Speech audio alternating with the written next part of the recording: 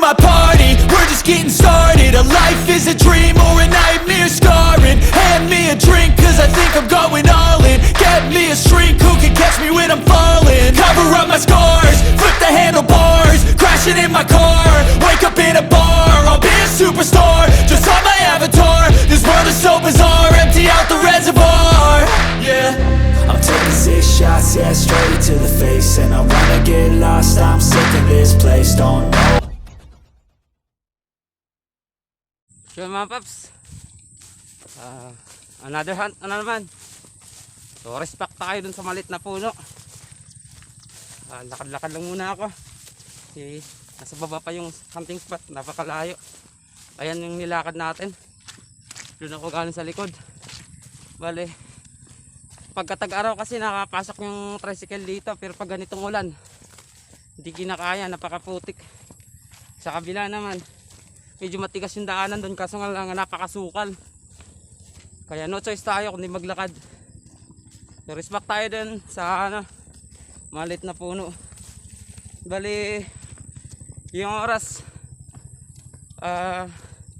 bakanting oras ko lang ng paghahunt, 2 hours lang po.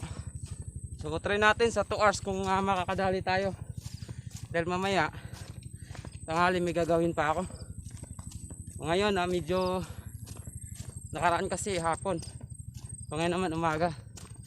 So try natin kung anong mas marami, umaga o hapon,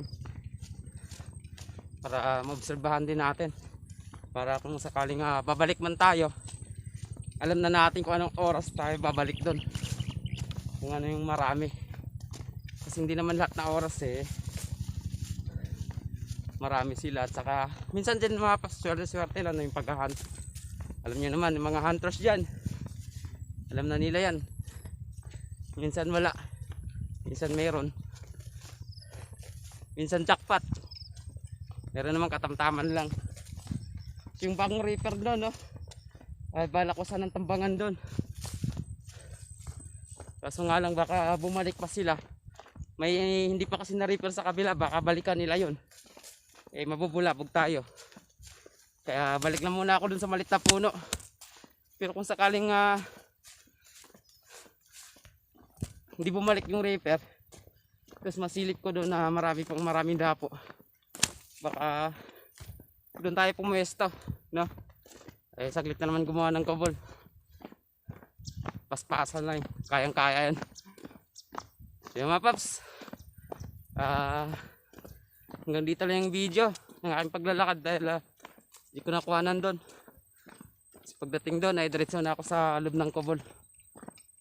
So ganoon na po, update ko lang kayo pag nasa baba na ako.